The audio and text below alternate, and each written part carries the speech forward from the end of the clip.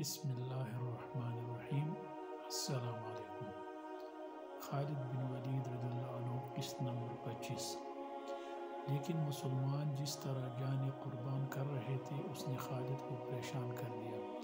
وہ لگتا تھا جیسے مسلمان پیادوں سے قریش کے گھوڑے بھی خوف زدہ ہیں۔ خالد نے اپنے گھوڑے کو ایڑ لگائی اور اس خونریز معرکے میں ابو سفیان کو تلاش کرتا اس تک پہنچا۔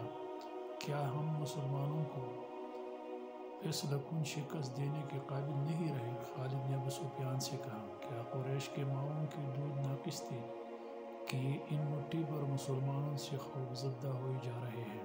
دیکھو خالد، ابو سفیان نے کہا، جب تک محمد صلی اللہ علیہ وسلم ان کے ساتھ ہے اور وہ زندہ سلامت ہے، یہ خون کا آخری قطرہ بہہ جانے تک شکست نہیں کھائیں گے۔ تو یہ فرض مجھے کیوں نہیں سونپ دیتے؟ خالد نے کہا، نہیں۔ ابو سفیان نے کہا، تم اپنے سواروں کے پاس جاؤ، تمہاری قیادت کے بغیر وہ بکھر جائیں گے۔ محمد صلی اللہ علیہ وسلم اور اس کے ساتھیوں پر حملہ کرنے کے لیے میں پیادے بھیج رہا ہوں۔ آج مدینہ کی طرف جاتے ہوئے خالد کو افسوس ہو رہا تھا کہ ابو سفیان نے اس کے ایک عزم کو کچل ڈالا تھا۔ رسول خدا صلی اللہ علیہ وسلم کے قتل کو وہ اپنا فرض سمجھتا تھا۔ وہ رسول خدا صلی اللہ علیہ وسلم کو قتل کر کے اپنے سب سے بڑے دیوتاؤں ہیبل اور عزا کی خوشنودی حاصل کرنا چاہتا تھا۔ اس نے اپنے سالار کا حکم ماننا ضروری سمجھا اور اپنے سوار دستی کی طرف چلا گیا۔ اسے اطمینان ضرور تھا کہ رسول اللہ صلی اللہ علیہ وسلم کے ساتھ اب چند ایک ساتھی ہی رہ گئے ہوں گے اور آپ صلی اللہ علیہ وسلم کو قتل کرنا اب کوئی مشکل نہیں ہوگا اور اس کے بعد مسلمان اٹھنے کے قابل نہیں ہوں گے۔ خالد کو میدان جنگ کی کیفیت بڑی اچھی طرح یاد تھی۔ اس نے ذرا بلندی سے دیکھا تھا کہ احد کے دامن میں دور دور تک زمین خون سے لال ہو گئی تھی۔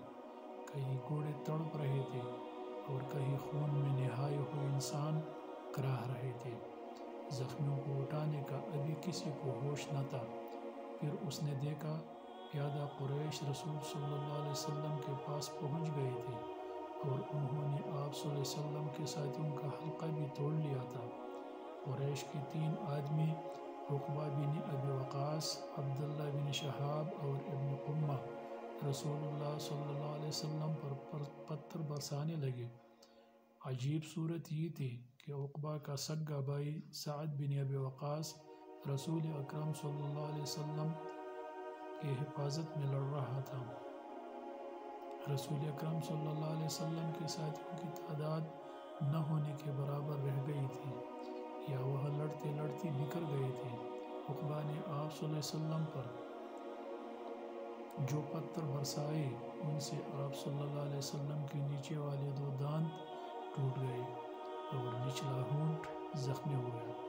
عبداللہ کے پتھر سے آپ صلی اللہ علیہ وسلم کی پیشانی پر خاصا گہرا زخم آیا۔ ابن قمہ نے آپ صلی اللہ علیہ وسلم کے قریب آ کر اتنے زور سے پتھر مارا کہ آپ صلی اللہ علیہ وسلم کی خود کی زنجیر کی 2 کڑیاں ٹوٹ کر رخسار میں اتر گئی۔ ان سے رخسار کی ہڈی بھی بری طرح مجروح ہوئی۔ آپ صلی اللہ علیہ وسلم نے برچی سے دشمنوں پر وار کرنے کی بھرپور کوشش کی لیکن دشمن قریب نہیں آتے تھے۔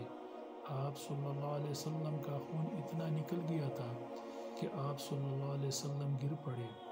اس وقت آپ صلی اللہ علیہ وسلم کے ایک صحابی طلحہ نے جو قریش کے دوسرے آدمیوں کے ساتھ لڑ رہے تھے دیکھ لیا اور دوڑتے ہوئے آپ صلی اللہ علیہ وسلم تک پہنچے۔ ان کی للکار پر ان کے دوسرے ساتھی بھی آ گئے۔